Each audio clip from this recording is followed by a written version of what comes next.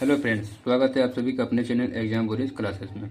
आज की इस वीडियो में देखेंगे ज्योग्राफी चैप्टर ज्योग्राफी का दूसरा एक्सरसाइज यानी कृषि और देखने वाला कृषि और निर्माण उद्योग। तो देखते हैं, पहला क्वेश्चन है कौन रबी फसल है।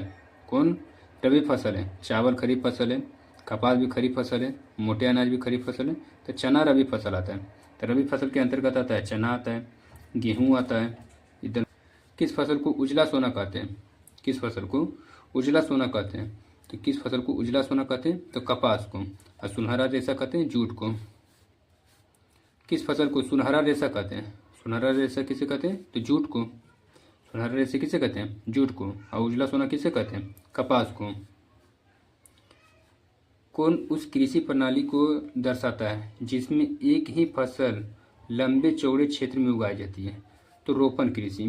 रोपण कृषि फसल लंबे चौड़े क्षेत्र में उगाई जाती है, तो रोपण कृषि। कौन सा होगा? रोपण कृषि। शुष्क कृषि में निम्नलिखित में से कौन सी फसल नहीं आती है? शुष्क कृषि में कौन सी फसल नहीं आती है? शुष्क कृषि में कौन सी फसल नहीं आती है? तो गन्ना। गन्ना शुष्क कृषि में नहीं आता है। रागी आता है, मूंगफली आता है, ज्वार आता है, ये गन्ना नहीं आता है।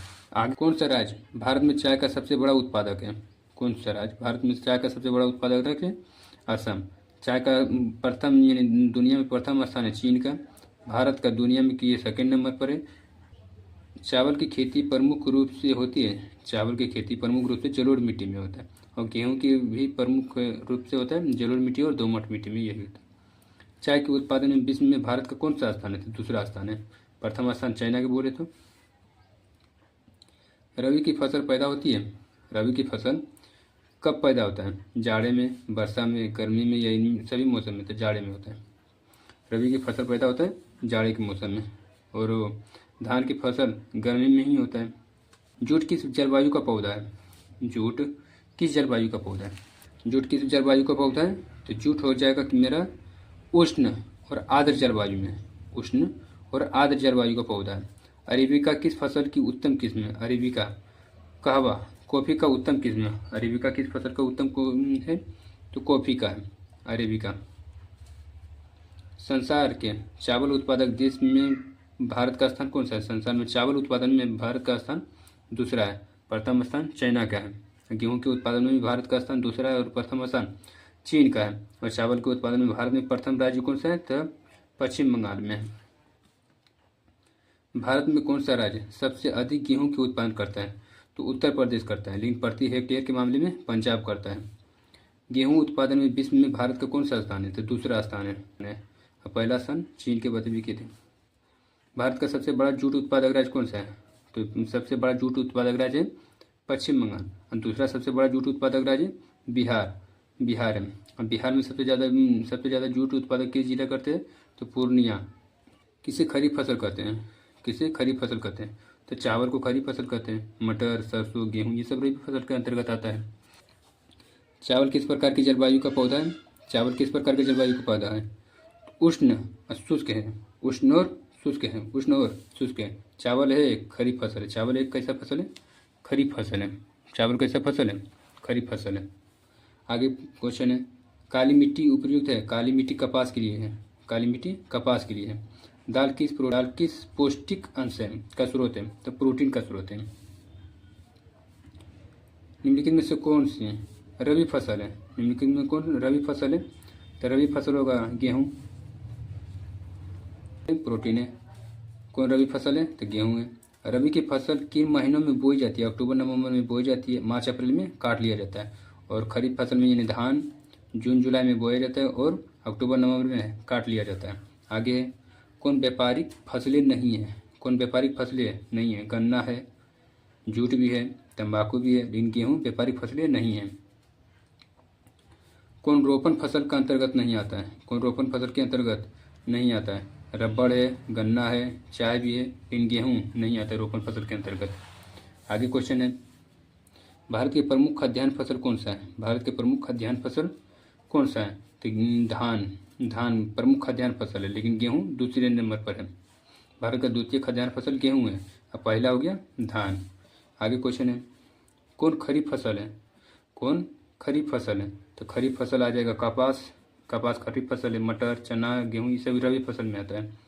धान का एक प्रकार है, धान का ओस है, अम्मान है, बोरो, ये धान का एक धान सालों भर उगाया जाता है, तो तमिलनाडु और पश्चिम बंगाल में। किसकी खेती में नाइट्रोजन का स्थिरीकरण होता है? किसकी खेती में नाइट्रोजन का स्थिरीकरण होता है? तो गेहूं में नहीं होता है। हाँ, दलहनी पौधे में राइजोबियम नामक जीवाणु पाया जाता है, जिसके नाइट्रोजन को नाइट्रेट के रूप में ग्रहण करते हैं। वही नाइट्रोजन का स्थिरीकरण कौन करता है? दलहनी पौधा करता है। नवीन जलोढ़ मिट्टी का अन्य नाम क्या है? नवीन जलोढ़ मिट्टी का अन्य नाम होता है खादर, और पुरानी जलोढ़ मिट्टी का नाम है बांगर। रेगुर यानी काली मिट्टी का दूसरा नाम है रेगुर। वर्षा ऋतु में बोई जाने वाली फसल कौन सा है? वर्षा ऋतु में बोई जाने वाली फसल खरीफ है। ब्रिटेन के सहयोग से कहाँ लौह इस्पात उद्योग बनाया गया? ब्रिटेन के सहयोग से ना, तभी दुर्गापुर है। के सहयोग से कहाँ लौह इस्पात उद्योग बनाया गया था? दुर्गापुर। बोकारो हो गया रूस के सहयोग से, राउरकेला जर्मनी के सहयोग से, असेलम तमिलनाडु में पड़ता है। उदाहरण है रोपण फसल के उदाहरण है रबड़, गन्ना, चाय, इनमें से सभी होगा। कौन दलहनी फसल वायुमंडल यानी नाइट्रोजन का स्थिरीकरण नहीं करता है? राजमा चावल का है। किसमें? पुरानी जलोढ़ मिट्टी को क्या कहते हैं? पुरानी जलोढ़ मिट्टी को बांगर कहते हैं। आगे क्वेश्चन है, कौन कृषि आधारित उद्योग नहीं है? कौन कृषि आधारित उद्योग नहीं है? कृषि आधारित उद्योग नहीं है। सीमेंट उद्योग थोड़ी कृषि आधारित है। चीनी उद्योग है, चमड़ा उद्योग है, वस्त्र उद्योग है। किस भाग में मैंग्रोव वन का सबसे अधिक पाया जाता है? किस भाग में मैंग्रोव वन सबसे अधिक पाया जाता है? तो सुंदरबन में। कौन भारत में सर्वाधिक चाय निर्यातक पतन है? सर्वाधिक चाय निर्यातक पतन कोलकाता है। ओस एक प्रकार का है, ओस एक प्रकार का धान का किस्म है। ओस किसका प्रकार है? धान का किस्म है। भूमिगत जल स्तर की गिरावट रोकने के लिए कौन सी योजना चलाई जाती है? वर्षा जल संग्रहण, वाटर थ्रेड मैनेजमेंट, ड्रिप सिंचाई, इनमें से सभी होगा। दक्षिण भारत में सर्वाधिक गन्ना होता है महाराष्ट्र में। दक्षिण भारत में सर्वाधिक गन्ना उत्पादक राज्य महाराष्ट्र में। तीसरा चैप्टर है निर्माण उद्योग। देश में कितने विशेष आर्थिक क्षेत्र विकसित किया गया? देश में कितने विशेष आर्थिक क्षेत्र विकसित किया गया है? तो आंसर होगा 1 का 2 7 गो। फाल्टा विशेष आर्थिक क्षेत्र कहाँ है? तो पश्चिम बंगाल में।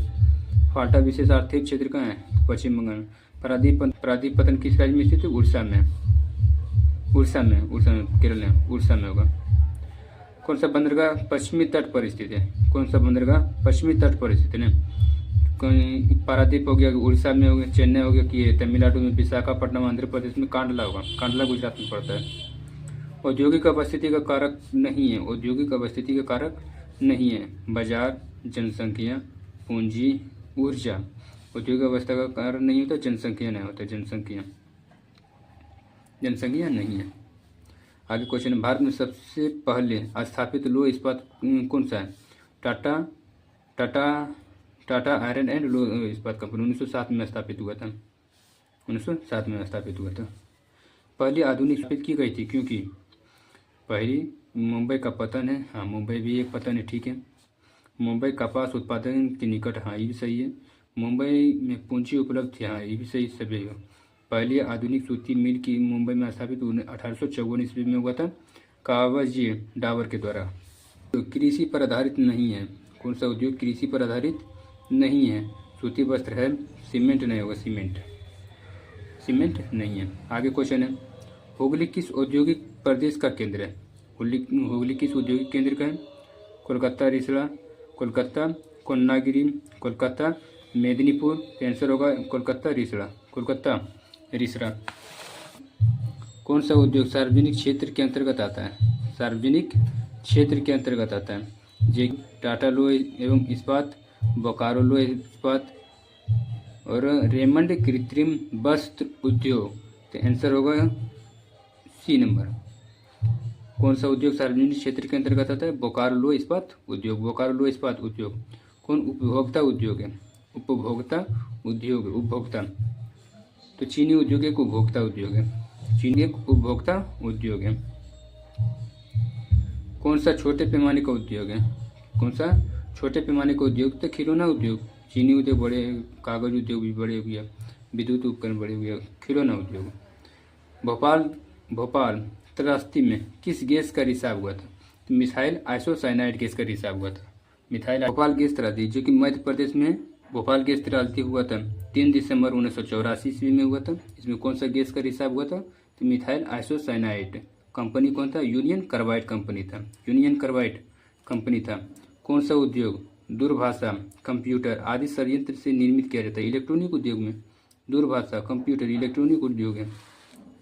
आगे इनमें से कहाँ स्वतंत्रता प्राप्ति के बाद लोहा इस्पात का कारखाना खुला?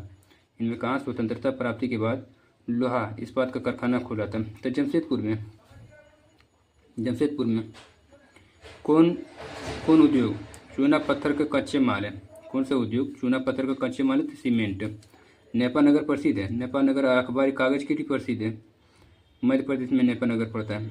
मुर्मुगांव बंदरगाह। मुर्मुगांव बंदरगाह कहाँ स्थित है? मुर्मुगांव बंदरगाह कहाँ स्थित है? तो गोवा में। मुर्मुगांव बंदरगाह कहाँ स्थित है? गोवा में। तो चेन्नई बंदरगाह कहाँ है? तमिलनाडु में। विशाखापट्टनम आंध्र प्रदेश में। विशाखापट्टनम आंध्र प्रदेश में।